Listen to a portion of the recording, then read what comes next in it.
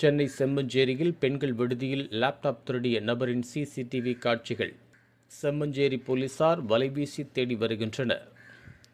Chennai OMR சாலை சோழிங்கநல்லூர் அடுத்த செம்மஞ்சேரி பகுதியில் உள்ள பெண்கள் விடுதியில் கீர்த்தி ரெட்டி எனும் ஐடி ஊழியரின் 1 லட்சம் மதிப்புள்ள லேப்டாப், செல்போன் திருடு போனது. அங்குள்ள சிசிடிவி காட்சிகளை ஆய்வு செய்தபோது மர்ம நபர் ஒருவர் திருடி செல்லும் காட்சிகள் அதில் பதிவாகியுள்ளது.